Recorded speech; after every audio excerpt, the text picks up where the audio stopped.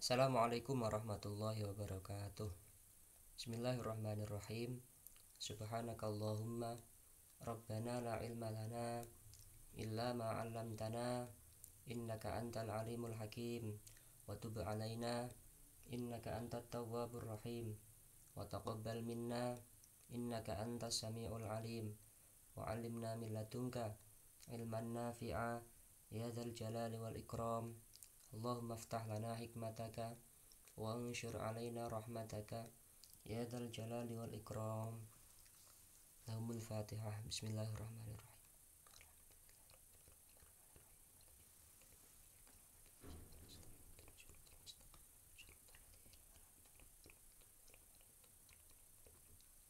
Bismillahirrahmanirrahim. Anak-anak sekalian, alhamdulillah kita masih diberi kenikmatan oleh Allah Subhanahu wa taala sehingga masih bisa menjalankan aktivitas sehari-hari, terutama menjalankan KBM daring pada hari ini. Anak-anak sekalian, sebelum belajar saya ingatkan seperti biasa, mohon untuk memiliki wudhu. Jangan sampai ketika mau belajar tidak memiliki wudhu, dan juga berpakaian yang sopan. Anak-anak sekalian, materi iklal pada pertemuan kali ini akan membahas bina. Ini sedikit saja ya, secara singkat, karena mungkin ada beberapa dari kalian yang sudah pernah mempelajarinya ya. Jadi nanti sebelum membahas tentang kaidah-kaidah iklal, kita bahas sedikit tentang bina, karena di dalam kitab yang sudah kalian miliki itu ada penjelasan sedikit tentang fasal bina ya, di dalam halaman 2 itu. Pengen buka kitabnya yang sudah dapat ya, silakan dibuka.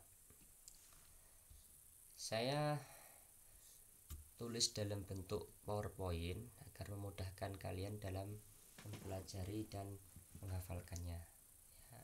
Ini tidak saya haruskan untuk menghafal, tapi saya harapkan hafal dengan sendirinya. Jadi orang hafal itu tidak harus ketika ada permintaan dari gurunya untuk menghafalkan ya. Karena apa? Karena al-hifdzu ba'dal al-fahmu ba'dal hifdzi, seperti yang sudah saya sampaikan kemarin. Al-fahmu ba'dal hifdzi, faham itu bisa didapat ketika seorang telah hafal ya, telah hafal ilmunya. Maka jika kalian ingin faham, alangkah baiknya kalian menghafalkan terlebih dahulu ilmu yang telah kalian pelajari. Maka saya berharap pada kalian agar supaya hafal setelah mempelajari segala ilmunya ya, terutama materi ini, sampean harus hafal ya. Yang pertama, bina ya. Nanti akan saya bahas tentang pengertian dan macam-macamnya. Tentang pengertian bina. Apa itu bina? Bina adalah bentuk kalimat yang dilihat dari segi huruf dan tata letaknya ya. Kalian pasti sudah pernah dengar kan di dalam pelajaran shorof dulu ya, itu ada istilah sighot dan ada istilah bina. Coba saya carikan ya, kitabnya ini. Di dalam kitab Al-Amthilah At-Tasrifiyah itu kan sampean mengenal tentang bina dan sighot. Nah, tentunya ketika kalian mengetahuinya, maka saya akan membahas sedikit ya, mengulang sedikit. Kalau bina itu ya, itu posisinya di mana? Di samping atau di atas ini? Kalau makna ini sampean di samping kan ya. Ya, jadi di samping. Ya, tulisan-tulisan atau kalimat-kalimat yang ada di samping ini merupakan jenis-jenis dari bina. Yang ke bawah, dari atas ke bawah, ini bina namanya. Nah, sedangkan yang dari kanan ke kiri atau menyamping itu disebut dengan sighot ya. Kalau bina itu kalimat yang dilihat dari segi jenis huruf dan tata letaknya ya. Jenis huruf fa ini huruf apa, ain ini huruf apa, lam ini huruf apa. Huruf hijaiyah Pak, iya itu kalau ya memang huruf hijaiyah, tapi ini bahasan tentang iklal dan sorof, bukan tentang tajwid ya. Karena nanti akan kalian ketahui huruf-huruf dalam bina itu apa saja. Nah, sedangkan sigot itu kalimat yang dilihat dari segi makna ya, sehingga dari fa'ala ini kalau dilihat dari segi bina itu namanya bina sahih. Tapi kalau dilihat dari segi sigot bukan lagi sahih, tapi namanya sigot fi'il madi ya. Seumpama bangunan madrasah Fatah Hasyim ya, semisal bangunan Fatah Hasyim, sama-sama bangunan Fatah Hasyim, tapi kalau dilihat dari atas maka yang paling kelihatan apa? Yang paling kelihatan adalah gentengnya ya kan, gentengnya Fatah Hasyim yang kita lihat dari atas langit 7 atau langit 8 mungkin kalau sampean tambah ya, itu yang paling kelihatan adalah gentengnya Fatah Hasyim itu. Tapi kalau sampean lihat dari sisi samping, maka yang paling kelihatan dari Fatah Hasyim itu apa? Bukan lagi genteng, tapi tembok. Nah, itu juga sama seperti kalimat ini. Kalimat itu sama-sama fa'alanya, tapi kalau dilihat dari segi bina itu disebut sahih, tapi kalau dilihat dari segi siwat namanya fi'il madi. Nah, tuh. Nah, maka huruf yang ada di dalam bina itu terbagi menjadi 3 ya, karena yang dibahas tentang segi huruf ya, jenis hurufnya, maka kita harus mengetahui apa itu huruf-huruf dalam bina. Huruf dalam bina terbagi menjadi 3 macam. Yang pertama huruf sahih, yang kedua hamzah, dan yang ketiga ilat. Nah, untuk yang ilat ini ada 3, alif, wawu, dan ya. Ada alif, wawu, dan ya, sehingga huruf sahih jenisnya apa saja. Nah, jenis huruf sahih itu adalah huruf selain hamzah dan huruf selain alif, wawu, dan ya, itu namanya sahih. Ada ba, ta, tha, jim, ha, dal, dal, dan seterusnya. Nah, itu paham ya. Kemudian dalam mempelajari bina yang kedua, poin kedua, maka yang menjadi patokan ini penting sekali, karena banyak di antara teman-teman dulu itu menanyakan ini. Yang menjadi patokan dari semua kalimat adalah kalimat fa'ala. Semua kalimat yang akan kita bahas contoh-contohnya nanti itu berpatokan pada kalimat fa'ala. Kenapa? Ya karena fa'ala itu merupakan wazan, ya kan? Nah, sedangkan kalimat yang lain itu namanya mauzun ya, atau mutobaqoh kalau yang ada di dalam kitab syaraf itu. Ya, sehingga nanti ada istilah fa fi'il, ain fi'il, dan lam fi'il. Maksudnya apa? Fa fi'il ini adalah ya ini fa fi'il dari fa'ala ini. Ain fi'il itu apa? Ya ain fi'il ini, ain fi'il, dan lam fi'il ya ini lam fi'il. Maka nanti ada istilah kayak gini ya, posisinya fa fi'il itu berupa hamzah misal, posisinya ain fi'il berupa huruf ilat misal, posisinya lam fi'il berupa huruf wawu misal. Nah, itu nanti ada istilah-istilah kayak gitu. Jadi jangan sampai bingung ya. Yang menjadi patokan itu adalah fa'ala, sehingga ada istilah fa fi'il, ain fi'il, dan lam fi'il. Bukan nun fi'il, nggak ada, tak fi'il nggak ada, apalagi dot fi'il nggak ada ya. Cukup 3 ini saja. Lanjut. Macam-macam bina sekarang. Macam-macam bina saya bagi menjadi 2. Secara garis besar itu ada 2 ya. Secara garis besar, secara global bina dibagi menjadi 2. Ada bina salim dan bina ghairu salim. Dari 2 ini dirinci lagi, dibagi lagi menjadi 4, yakni bina sahih, kemudian bina mudhoaf, bina mahmus, dan bina mu'tal. Sebenarnya bina sahih ini nama lain dari bina salim ya, jadi satu jenis ya. Sedangkan bina ghairu salim itu bina selain bina sahih atau bina selain bina salim. Ada 3 ini. Nah, Kemudian dari 4 dibagi lagi. Selanjutnya ini pembagian bina sahih.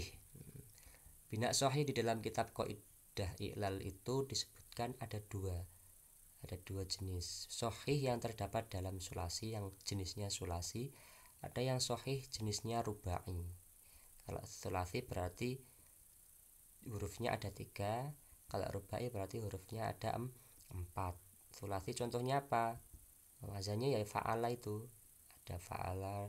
Terus mauzunya kayak contohnya nasoro, terus doroba, terus apa, fataha, dan seterusnya. Rubai contohnya apa? Rubai wazannya kan yang rubai mazid, wazannya fa'lala.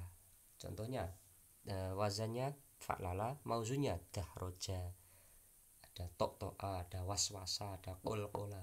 Nah, itu. Kemudian untuk yang kedua bina mudhoaf. Bina mudhoaf ya juga ada 2 di dalam kitab Qaidah I'lal itu. Ada mudhoaf yang jenis sulasi dan ada mudhoaf yang jenisnya rubai. Nah, nanti akan kita bahas pengertiannya. Pengertian dibahas ya. Perlu saya kasih tahu bahwasanya di dalam PowerPoint ini tidak saya jelaskan secara rinci tentang pengertian yang panjang, karena nanti akan saya kasihkan filenya ya, file pengertian bina beserta macam-macamnya. Itu cukup saya ucapkan di sini, tidak saya kasih tahu pengertian secara tertulis, tapi cukup saya tuliskan. Untuk secara baca, silahkan kalian baca dalam file yang akan saya kasihkan ya. Artinya bina sahih, sedikit saya singgung. Bina sahih itu ialah kalimat yang semua hurufnya sahih. Artinya apa? Tidak ada yang berupa huruf hamzah, tidak ada yang sejenis, dan tidak ada yang berupa huruf ilat. Itu bina sahih. Sedangkan bina mudhoaf itu ialah kalimat yang terdapat huruf sejenisnya. Gampangannya kayak gitu, terdapat huruf sejenisnya ya. Huruf sejenis yang dimaksud di mana? Ain fiil dan lam fiil. Ciri utamanya biasanya terdapat tasdidnya ya, terdapat tasdidnya. Kalau dalam sulasi itu pasti ada tasdidnya. Kalau yang rubai itu yang sejenis itu antara fa fiil dan lam fiil pertama. Kalau enggak gitu, ain fiil dan lam fiil kedua, itu disebut dengan mudhoaf rubai. Saya ulang lagi, untuk yang bina mudhoaf rubai itu apa? Kalimat yang huruf yang sejenisnya terdapat di dalam fa fiil dan lam fiil pertama, atau ain fiil dan lam fiil kedua. Nah, itu. Kemudian bina mahmus. Bina mahmus ialah kalimat yang di antara fa fiil, ain fiil atau lam fiilnya berupa huruf hamzah. Secara mudahnya bina mahmus ialah kalimat yang terdapat huruf hamzahnya. Nah, salah satu dari 3 hurufnya terdapat atau berupa huruf hamzah.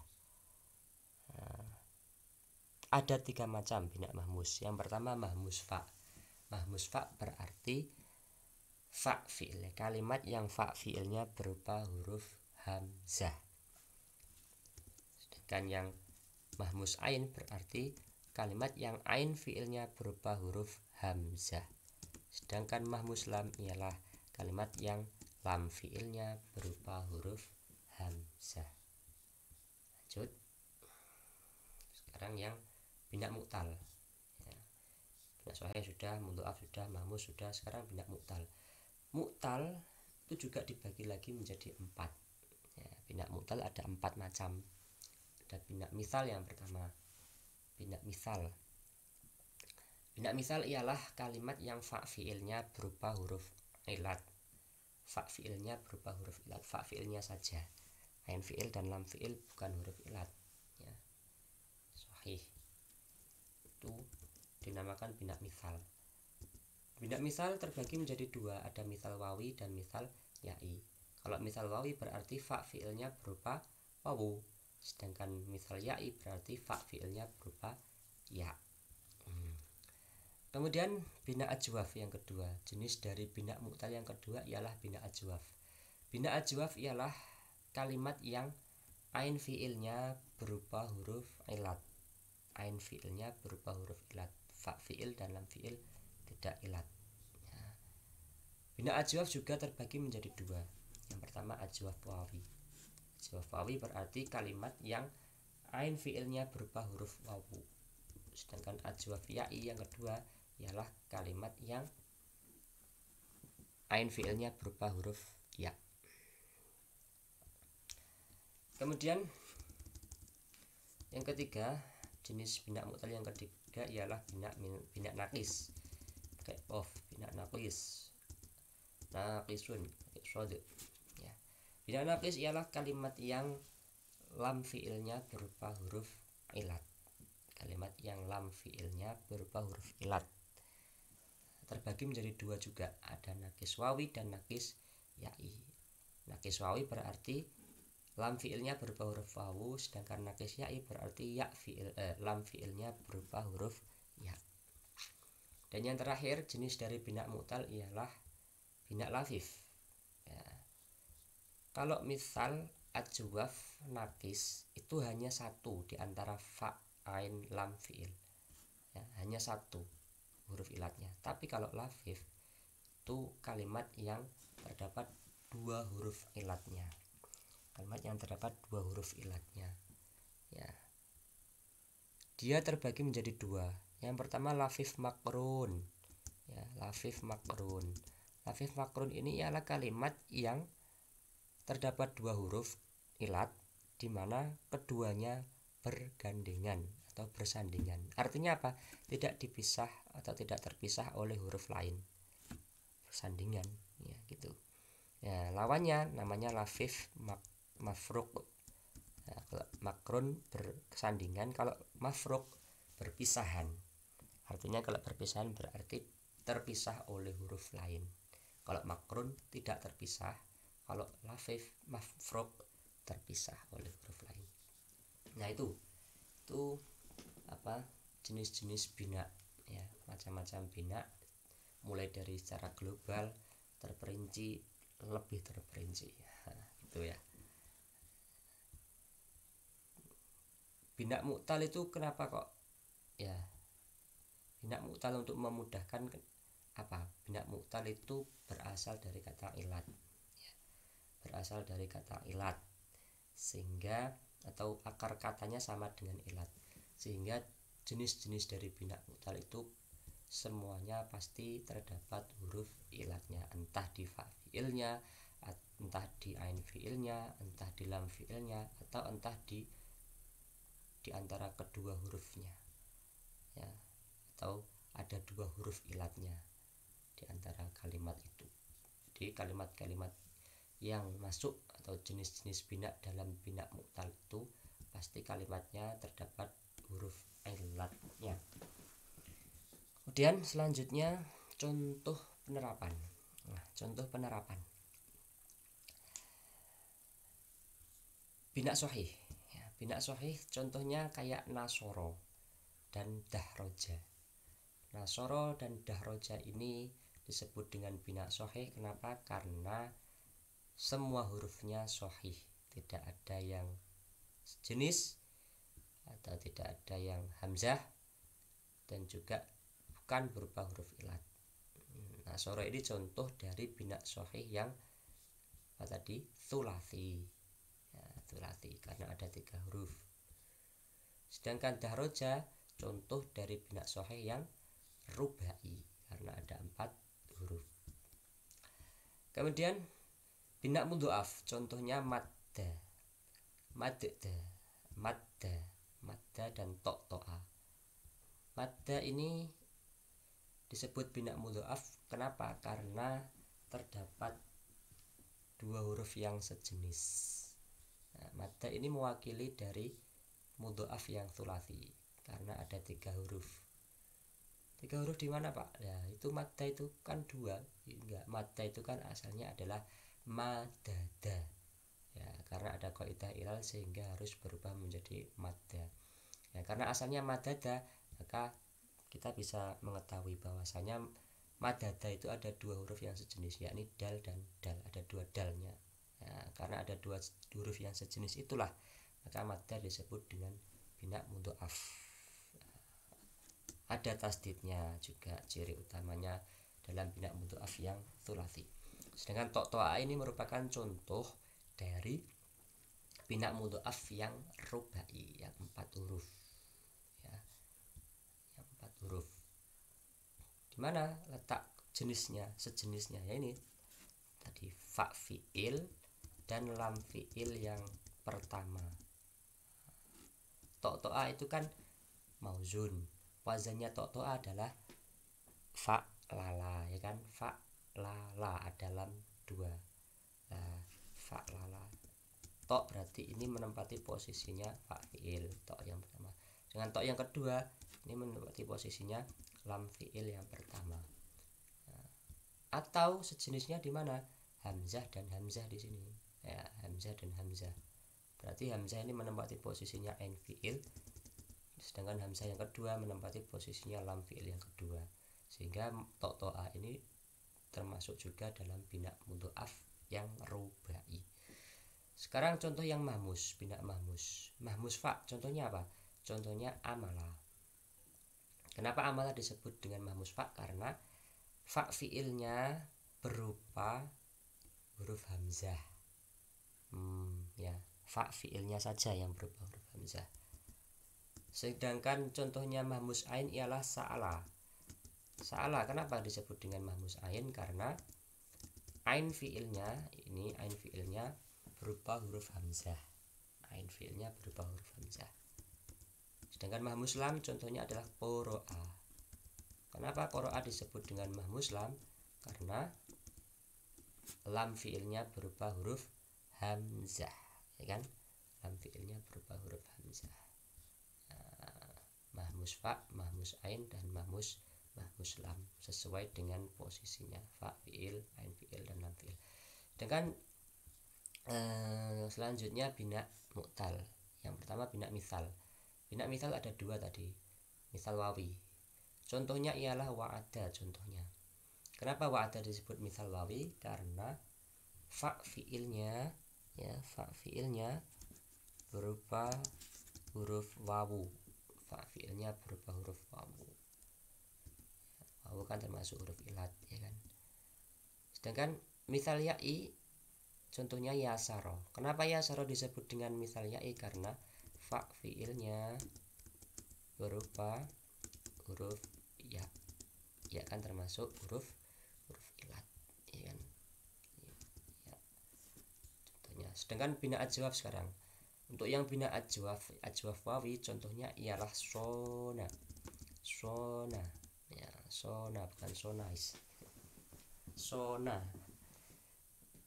Kenapa sona disebut dengan ajwaf wawi? Karena apa? Karena ain fiilnya berupa huruf wawu. Duh, di mana Pak wawu? Nggak ada wawu di situ, adanya alif. Ya, memang. Tapi sebetulnya sona ini asalnya sowana. Asalnya sowana. Ya, kalau asalnya sowana kita tahu kan, di situ ada wawu di tengah-tengah kecepit itu. Ya, sowana. Sehingga sona, sowana itu disebut dengan ajwaf wawi. Nah, kenapa kok berubah menjadi sona?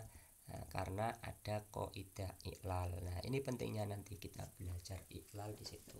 Kita akan tahu ya lafaz-lafaz yang apa sebelum menjadi asli, ya, sebelum menjadi apa matang, sebelum menjadi terakhir, ya, itu asalnya apa kita akan pelajari, kita akan ketahui ketika membahas kaidah iklal.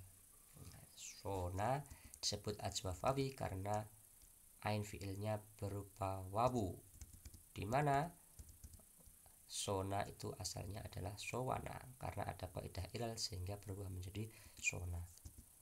Kemudian contoh yang ajwaf ya'i apa? Saro. Kenapa ajwaf ya'i? Saro disebut dengan ajwaf ya'i karena ain fiilnya berupa ya. Loh Pak, di situ tidak ada ya. Oh ya, memang. Tapi sebetulnya saro itu asalnya adalah sayaro. Kan? Kita tahu kan, berarti di situ ada ya di tengah-tengah. Maka saro asalnya sayaro, sehingga disebut dengan ajwafiyai. Kenapa kok berubah menjadi saro? Karena ada kaidah iklal. Dan bina nakis, yang nakis wawi, contohnya apa? Contohnya waza, yauzu, wazwan. Waza disebut nakis wawi, kenapa? Karena lam fiilnya berupa huruf wawu. Pak, nggak ada wawu di situ. Iya memang, tapi sebetulnya waza itu asalnya adalah wazawa. Sehingga ada wawu di akhir itu. Wawu menempati posisinya lam fiil. Kenapa berubah menjadi waza? Karena ada kaidah ilal, terkena kaidah ilal. Contoh yang nakis yai adalah saro yasri, siroyatan panjang, saro yasri. Kenapa saro disebut nakis yai? Ya pintar, karena saro di situ ada huruf ya yang menempati posisinya lam fiil. Nah, mana Pak? Nggak ada di situ. Itu kan alif lainah, bukan ya Pak? Iya memang, tapi sebetulnya saro asalnya adalah saroya. Saroya asalnya saroya, karena ada kaidah ilal sehingga harus berubah menjadi saro yasri. Dan yang bina lafif, contoh dari lafif makron ialah syawa yashwi syai'an. Syawa. Kenapa syawa disebut dengan lafif makron? Karena ada dua huruf ilat yang bersandingan, tidak terpisah oleh huruf lain. Mana itu? Wawu dan ya. Wawu dan ya itu bukan ya Pak, itu alif lainah. Ya, tapi sebetulnya asalnya ini adalah syawaya. Asalnya syawa itu adalah syawaya. Sehingga ada wawu dan ya, ada dua huruf ilat bersandingan, tidak terpisah oleh huruf lain. Dan kan yang lafif mafruk contohnya wako, yaqi, wiqiyatan. Wako ini, wako. Ya, wako disebut dengan lafif mafruk karena ada dua huruf ilat yang tidak bersandingan atau berpisahan atau terpisah oleh huruf lain. Ya kan, ada wawu dan ya di sini. Asalnya kan wakoya ini. Ya, bukan wako. Asalnya wakoya, karena ada kaidah ilal harus menjadi wako. Ya, wawu dan ya sama-sama huruf ilat, tapi tidak bersandingan karena terpisah oleh huruf lain, sehingga disebut dengan lafif mafruq. Nah, yaitu tentang pembahasan sedikit tentang bina. Ya, mudah-mudahan kalian semua bisa memahaminya. Namun tidak menutup kemungkinan ada yang belum paham. Ya, bisa jadi. Silakan dibaca, diulang-ulang file yang akan saya bagikan nanti. Dan juga kalau memang ternyata belum paham juga, silakan ditanyakan saya lewat kolom obrolan nanti ya, atau mungkin lewat WA. Saya siap 24 jam ya, menerima konsultasi beberapa pertanyaan yang insya Allah kalau bisa saya jawab akan saya jawab. Itu yang bisa saya sampaikan, mudah-mudahan bermanfaat ya. Jangan lupa sekali lagi, file-file yang saya bagikan silakan di save, jangan dilihat saja ya. Ketika sudah di save ya jangan di save saja ya, dipelajari ya, dipelajari. Syukur-syukur kalau bisa ya ditulis ulang di kertas, di buku, atau di laptop mungkin kalau yang pakai laptop. Kalau tidak ya cukup file yang sudah saya berikan, kalian save dan kalian pelajari dengan baik. Itu mudah-mudahan bermanfaat. Allahu a'lam bishawab. Rabbi fa'na bi barakatihim wahdinal husna bi hurmatihim wa amitna fi tariqatihim wa mu'afatim minal fitani. Bismillahirrahmanirrahim. Allahumma inni astaudi'uka ma 'allamtanihi fardudhu ilayya 'inda hajati ilaihi wa la tunsinihi ya rabbal alamin. Allahumma al-Fatihah. Bismillahirrahmanirrahim.